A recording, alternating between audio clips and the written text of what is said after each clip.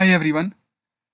Last lecture में हमने एक नया टॉपिक स्टार्ट किया था अलजेब्रा ऑफ सेट्स, जिसमें हमने दो लॉज समझ लिए। एक हमारा आइडेंटिटी लॉ हुआ और तुम्हारा आइडेंटिटी लॉ हो गया, दूसरा तुम्हारा आइडेंटिटी लॉ हो गया।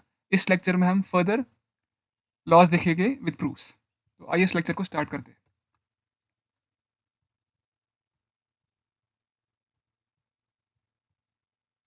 तो जो नेक्स्ट लॉ है ना सेट थ्री में, उसको हम कहते हैं कॉम्यूटेटिव लॉ। कॉम्यूटेटिव लॉ क्या है ना, अगर तुम किसी भी सेट का मान लो ए यूनियन किया बी के साथ, दैट इज इक्वल टू तुम्हारे पास सेट बी हो, तुमने उसका यूनियन ए के साथ किया। बहुत सिंपल सा लॉ है।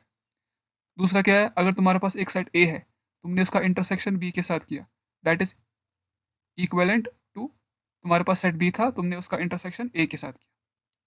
तो अब हम इस लॉ का प्रूफ देखेंगे। एक प्रूफ तो बहुत सिंपल है, तुम एग्जाम्पल्स लो और प्रूव कर लो। लेकिन जैसा कि मैंने कहा कि हम using set concepts we will prove these laws. ठीक है, तो देखिए, हमें तो ऑलरेडी लास्ट लेक्चर में समझा है कि अगर मुझे प्रूव करना होता है दो सेट्स बराबर है, ए इज इक्वल टू बी, मैं कैसे प्रूव करता हूँ? मैं प्रूव करता हूँ ए बी का सबसेट है और बी ए का सबसेट है, तभी मैं कंक्लूड कर सकता हूँ ए इज इक्वल टू बी। तो अब देखो, अब मैं पहले इसको प्रूव करूंगा। हम मान लेते हैं कोई आर्बिट्री एलिमेंट एक्स, जो एलिमेंट है ए यूनियन बी का, वो ए यूनियन बी में प्रेजेंट है। तो अगर कोई arbitrary element A union B में है, इसका मतलब क्या है? या तो वो आर्बिट्री एलिमेंट ए में होएगा और बी में होएगा, तभी तो वो उनके यूनियन में है। ठीक है ना? अब इसको मैं ऐसे भी लिख सकता हूँ ना, देखो यहाँ पर क्या लिखा हुआ है, आर्बिट्री एलिमेंट एक्स ए में है या वो बी में है। हम ऐसा भी तो लिख सकते हैं ना कि वो आर्बिट्री एलिमेंट या बी में है या वो ए में है। बिल्कुल कह सकते हैं। और इम्प्लाइज अगर कोई आर्बिट्री एलिमेंट बी में है या वो आर्बिट्री एलिमेंट ए में है, तो ये पक्की बात है, जब मैं उनका यूनियन लूंगा उसमें होगा ना वो, बिल्कुल होगा। और यहाँ से मैं क्या कंक्लूड कर सकता हूँ? कर सकता हूँ ये कंक्लूड कि ए यूनियन बी जो है ना, वो तुम्हारा सबसेट होगा बी यूनियन ए का। तो 50% जॉब मेरा डन है। अब मुझे प्रूव करना है कि जो बी यूनियन ए है ना, that is the subset of this set. अगर मैं वो प्रूव कर पाया, तब ये दोनों सेट्स इक्वल हो गए। तो मैं एक आर्बिट्री एलिमेंट वाई एज्यूम करता हूँ, कुछ एक्स भी एज्यूम कर सकता हूँ, कोई फर्क नहीं पड़ता। वो बी यूनियन ए का एलिमेंट है। अगर वो बी यूनियन ए का एलिमेंट है, इसका मतलब क्या है? वो आर्बिट्री एलिमेंट वाई या तो बी में है या वो ए में है। मैं ऐसा भी तो कह सकता हूँ ना कि वो आर्बिट्री एलिमेंट वाई या तो ए में होएगा या बी में होएगा। है ना? अरे, तुमसे कोई बोले एक आदमी है, या तो वो रूम वन में है या वो रूम टू में है। ऐसा भी तो कह सकते हैं ना कि या तो वो आदमी मान लो, वो पी आदमी, वो आदमी पर्सन पी, या वो टू में है या वन में है। मैं बस यहाँ पर एक बात को एक अलग तरीके से कह रहा हूँ, ठीक है? और अगर कोई आर्बिट्री एलिमेंट वाई ए में है या बी में है, तो इसका मतलब क्या है? वो ए यूनियन बी में होएगा ना। अरे अगर वो ए में है या बी में है, हमको नहीं पता हो, लेकिन इतना पता है कि वो एक में है, पक्की बात है ना, वो उनके यूनियन में होगा। और यहाँ से मैं क्या कंक्लूड कर सकता हूँ कि बी यूनियन ए जो है, वो सबसेट है ए यूनियन बी का। अब देखो, ये कह रहा है ए यूनियन बी सबसेट है बी यूनियन ए का, ये कह रहा है B union A union B का सबसेट है। इसका मतलब क्या है? ए यूनियन बी एक्चुअली दो इक्वल है, जो हमको प्रूव करना था। आई होप तुमको ये सिंपल सा प्रूफ समझ आ गया। आइए नेक्स्ट चीज को प्रूव करते हैं।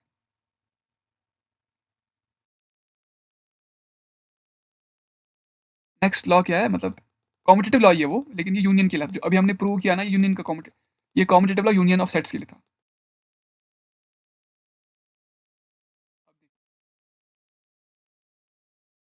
अब मैं क्या करूंगा, अज्यूम करूंगा आर्बिट्री एलिमेंट। देखो ये प्रूव हो गया मेरे को, ठीक है? ये हो गया। अब ये वाला प्रूव करना है। कोई आर्बिट्री एलिमेंट मान लो जेड, जैसे प्रूव करते हैं हम, वो इसका एलिमेंट है। अगर वो आर्बिट्री एलिमेंट इंटरसेक्शन बी में है, इसका मतलब क्या है? कि वो दोनों में होएगा, तभी वो इनके इंटरसेक्शन में आया है।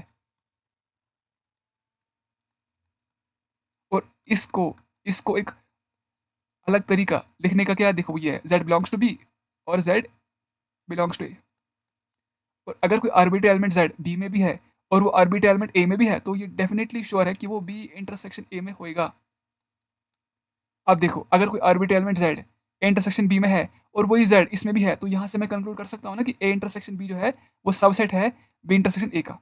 बिल्कुल। ये से, ये सेट इसका सबसेट है। अब मैं प्रूव करूंगा ये सेट इसका सबसेट है, तब ही इक्वालिटी होल्ड होगी।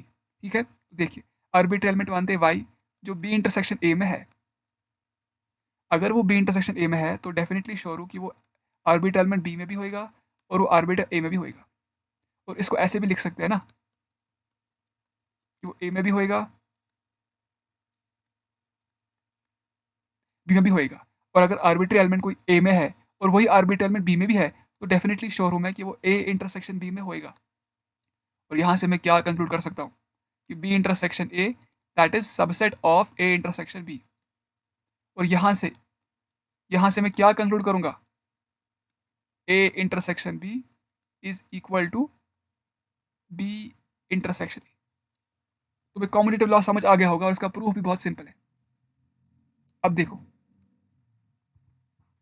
अब अगर मैं मान लो मेरे पास A union B union C, क्या वो C union B union A के बराबर होगा? बिल्कुल होगा। कॉम्यूटेटिव लॉ, अरे यार ये बहुत सिंपल है। देखो यार, इसको मैं ऐसे लिख सकता हूँ ना, हमने तो दो सेट्स के लिए कॉम्यूटेटिव लॉ पढ़ा ना, according to that B union C होगा ना बराबर सी यूनियन बी के बराबर, बिल्कुल होगा। अब देखो ऐसे लिख सकते हैं ना, हाँ बिल्कुल लिख सकते हैं। अब ए यूनियन सी बराबर होगा सी यूनियन ए के बराबर, बिल्कुल बराबर होगा। और ए यूनियन बी बराबर होगा ना बी यूनियन ए के बराबर, बिल्कुल होगा। अगर तुम्हारे पास मान लो तुम्हारे पास एन सेट्स भी है, मान लो तुम्हारे पास A1 union A2 union A3 so on up to AN बराबर होगा AN माइनस वन। इसी तरह sorry AN union AN minus one union, किसी भी ऑर्डर में लिखो A2 यूनियन, सिर्फ सारे सेट्स लिखना जरूरी है। जो सेट्स यहाँ पर तुमने मेंशन किए हैं उनको यहाँ भी लिखना जरूरी है, लेकिन ऑर्डर मैटर नहीं करता, ठीक है, जितने भी आ रहे, ठीक है। इसी तरह अगर हम इंटरसेक्शन की बात करें ना, अगर मैं A intersection B intersection C देखूं, सॉरी, तो that is equal to C intersection B intersection A, और that is also equal to, तुम किसी भी ऑर्डर में लिखो C intersection A intersection B, फर्क ही नहीं पड़ता। अरे है ना यार, देखो ए इंटरसेक्शन बी, इसको हम ए इंटरसेक्शन बी बराबर होता है ना बी इंटरसेक्शन, हमने दो दो सेट्स के लिए कॉम्यूटेटिव लॉ पढ़ा है ना, तो क्या है वो आएगा ना B intersection A intersection C. अब इसको मैं लिख सकता हूँ ना, रिवर्स कर सकता हूँ ना, B intersection C intersection A, और इसको भी चेंज कर सकता हूँ ना C intersection B intersection A, बिल्कुल। अगर तुम्हारे पास एन सेट्स भी हो ना, A1 intersection A2 so on up to AN, that is equal to AN, किसी भी ले लो, किसी भी ऑर्डर में ले लो तुम, लेकिन दोनों साइड सेट्स में सारे सेट्स मेंशन करना जरूरी है। जो सेट्स तुमने यहाँ मेंशन किए उसको यहाँ मेंशन करना जरूरी है, ठीक है। AN minus one so on up to A3 आएगा A2 आएगा। अब तुमको ये लॉ बिल्कुल समझ आ गया होगा कॉम्यूटेटिव लॉ। हमने क्या पढ़ा लॉ, फिर से लॉ बोलता, हमने पढ़ा कॉम्यूटेटिव लॉ पढ़ा, हमने कॉम्यूटेटिव लॉ पढ़ा और हमने इसको फिर जनरलाइज भी किया। हमने कहा अगर तुम्हारे पास कोई सेट है मान लो एक्स, उसका तुमने यूनियन वाई के साथ लिया, दैट इज इक्वल टू, तुम्हारे पास वाई था, तुमने यूनियन एक्स के साथ लिया, ये बराबर है। और ये सिर्फ दो सेट्स के लिए ट्रू नहीं है, it is true for any number of sets. इसी तरह अगर मेरे पास कोई सेट मान लो एक्स था, उसका इंटरसेक्शन मैंने वाई के साथ लिया, दैट इज इक्वल टू मेरे पास सेट वाई था, उसका इंटरसेक्शन एक्स के साथ लिया, and this is also true for any number of sets, ठीक है। तो ये तुम्हारा कॉम्यूटेटिव लॉ रहा। अब हम नेक्स्ट लॉ देखते हैं। नेक्स्ट लॉ क्या है? Associative law. एसोसिएटिव लॉ बहुत सिंपल सा लॉ है। अगर तुम्हारे पास कोई सेट एक्स था, तुमने इसका यूनियन वाई के साथ लिया, वाई यूनियन जेड, देखो ये वाला X union Y union Z, it's equal to, तुमने पहले एक्स यूनियन वाई लिया, फिर उसका तुमने यूनियन जेड के साथ लिया। समझ आ गया तुमको? देखो एसोसिएटिव लॉ क्या है ना, तुम्हारे पास कोई सेट एक्स था, तुमने इसका यूनियन लिया किसके साथ? वाई यूनियन जेड के साथ, दैट इज इक्वल टू, तुमने एक्स और वाई का पहले यूनियन लिया, फिर उसका यूनियन तुमने जेड के साथ लिया। दोनों बात बिल्कुल सेम है। और ये इंटरसेक्शन के लिए भी ट्रू है। अगर तुम्हारे पास कोई सेट एक्स था, तुमने उसका इंटरसेक्शन वाई के साथ लिया, मान लो तुमने उसका इंटरसेक्शन वाई इंटरसेक्शन जेड के साथ लिया, दैट इज इक्वल टू, तुमने पहले एक्स और वाई का इंटरसेक्शन लिया, वहां से जो तुम्हें सेट मिला उसका तुमने इंटरसेक्शन जेड के साथ लिया। बहुत सिंपल है ना। इसका भी हम प्रूफ देखेंगे। मैं फिर कहता हूँ प्रूफ इंपॉर्टेंट नहीं है। अगर आपको पहले तो प्रूफ समझ आ गया होगा, लेकिन अगर समझ भी नहीं आता है, क्योंकि what is more important is कि तुम इन लॉज को मेमोराइज करो, वो इंपॉर्टेंट है, और इसकी इंप्लीमेंटेशन तुम्हें इनको यूज करना आना चाहिए। अगर आपको इनको यूज करना आ रहा है, then you are good to go. चलो पहले इसको प्रूव करते हैं। अगर आर्बिट्री एलिमेंट मान लो y है मेरे पास, वो इसका एलिमेंट है,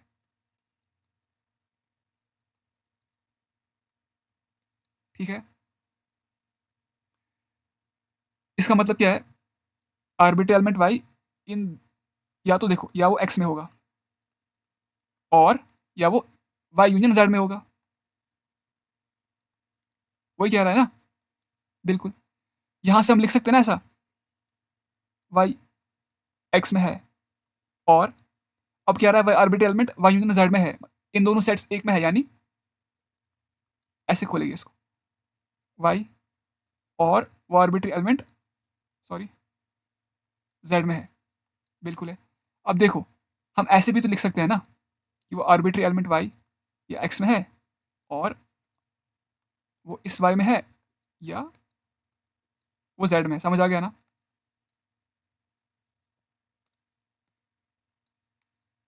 यहाँ से क्या लिख सकता हूँ मैं, देखो, यहाँ से मैं लिख सकता हूँ ना, y जो है वो x यूनियन y में है, और y यूनियन z में है।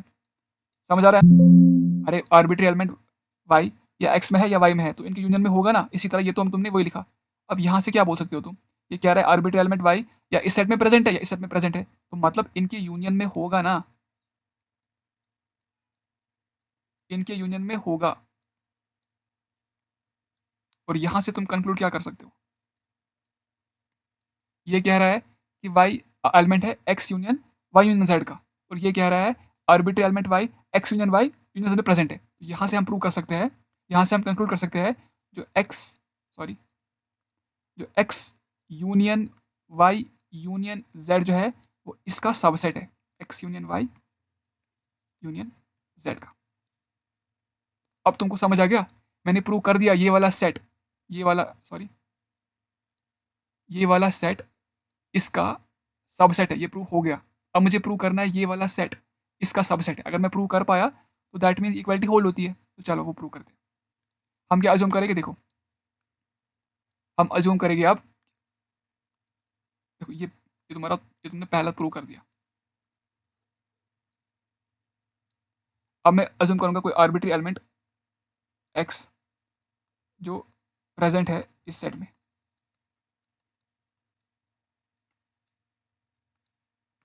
इसका मतलब क्या है, आर्बिट्री एलिमेंट x या इस सेट में है या इस सेट में है,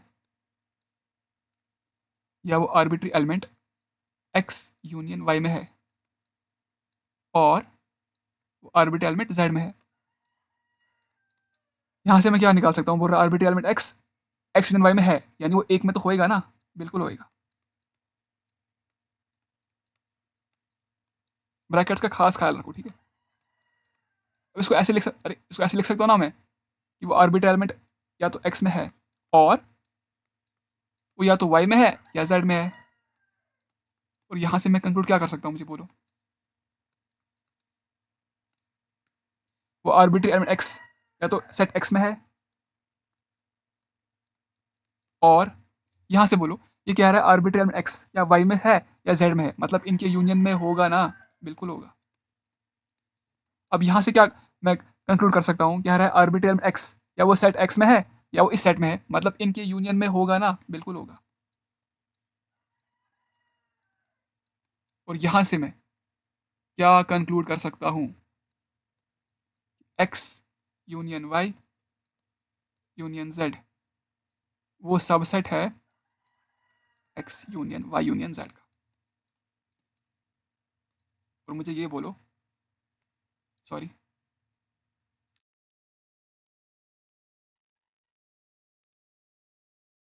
तुम्हारा ये रहा ना, ये, इसको, इससे और इससे मैं कंक्लूड क्या कर सकता हूँ, एक कह रहा है, देखो, एक से तुम्हें चल रहा है पता है x union y union z subset है x union y union z का। और यहाँ से मालूम पड़ रहा है, देखो, यहाँ से मालूम पड़ रहा है कि ये वाला भी सेट, ये वाला सेट है ना, ये वाला सेट इसका सबसेट है, मतलब x, यहाँ से तुम कंक्लूड क्या कर सकते हो, जो तुम्हारा ये है ना x union y union z, ये बराबर है x union y union z। और यही मुझे प्रूव करना था। यही मेरा एसोसिएटिव लॉ है फॉर यूनियन।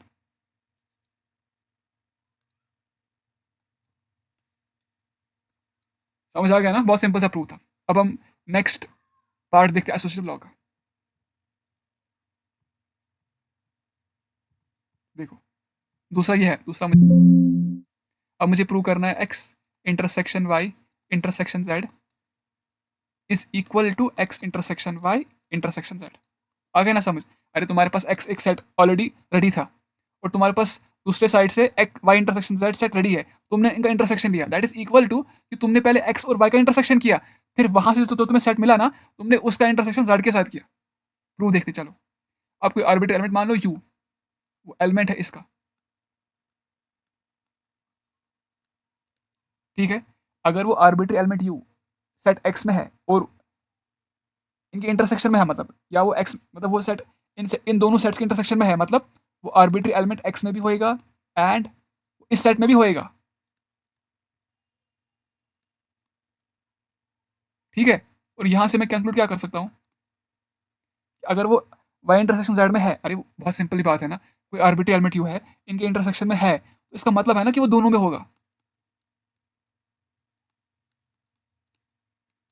इसी को हम ऐसे लिख सकते हैं ना, ऐसे लिख सकते हैं ना कि वो एक्स में है एंड, बिल्कुल लिख सकते हैं। अब देखो यहाँ पर आर्बिट्री एलिमेंट यू एक्स में भी है वाई में भी है, तो पक्की बात है वो इनके इंटरसेक्शन में होएगा ना, बिल्कुल होएगा। अब देखो वो आर्बिट्री एलिमेंट या इस सेट में है या इस सेट में है, तो इनके इंटरसेक्शन में होएगा ना, होएगा।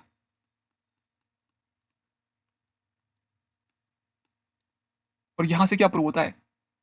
इससे और इससे क्या कंक्लूड हो सकता है?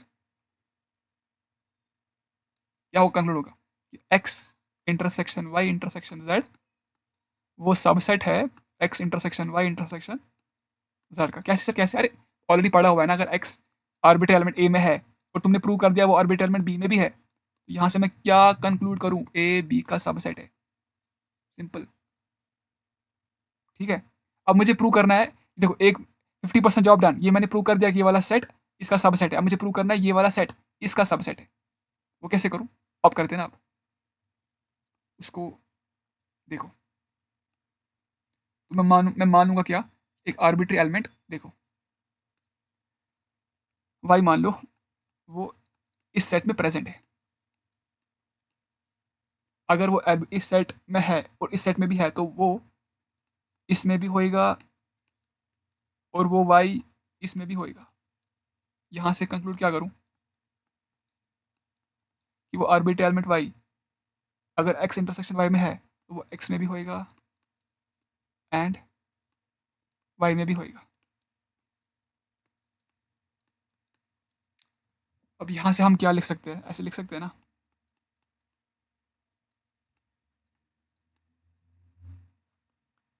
ऐसे लिख सकते हैं ना, बिल्कुल लिख सकते हैं। अब बोलो।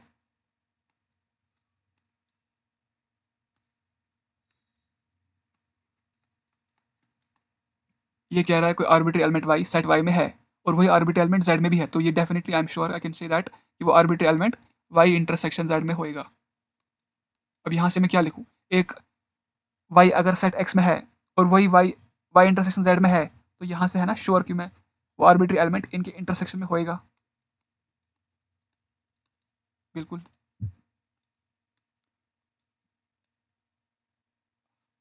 अब मुझे बोलो यहाँ से और यहाँ से मैं क्या कंक्लूड करूँ? X intersection Y intersection Z वो सबसेट है X intersection Y intersection Z का।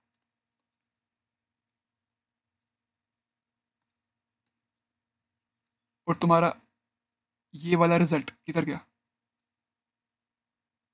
किधर गया? हाँ, ये वाला और ये वाला रिजल्ट, यहाँ से तुम क्या कंक्लूड करोगे? X intersection Y intersection Z that is equal to X intersection Y intersection Z. और वही मुझे प्रूव करना था। ये प्रूव करना था ना मेरे को, X intersection Y intersection Z. हाँ ये प्रूव करना था। अब देखो,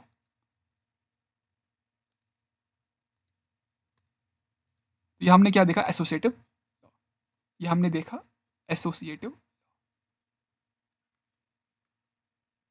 अगर हमारे पास कोई सेट एक्स है, हमने इसका यूनियन लिया वाई यूनियन जेड के साथ, दैट इज इक्वल टू तुमने पहले एक्स और वाई का यूनियन लिया, फिर जो तुम्हें सेट मिला ना, तुमने उसका यूनियन जेड के साथ लिया, बराबर दोनों सेट से। इसी तरह अगर हमारे पास सेट एक्स था, हमने उसका इंटरसेक्शन लिया वाई इंटरसेक्शन जेड के साथ, तो दैट इज इक्वल टू, तुम्हारे पास एक्स था, तुमने उसका इंटरसेक्शन वाई के साथ लिया, वहां से सेट मिला, तुमने उसका इंटरसेक्शन जेड के साथ लिया।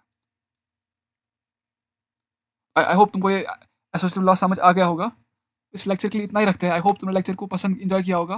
प्लीज़ मेरे चैनल को सब्सक्राइब करो, अपने दोस्तों के साथ शेयर करो, ताकि चैनल ग्रो कर सके, कि आप लोग सिर्फ पहले वीडियोस को देखते ही नहीं हो, सब्सक्राइब तो करते ही नहीं हो आप लोग। प्लीज़ मेरे चैनल को सब्सक्राइब करो, because I am in need of subscribers. तो thank you for the lecture.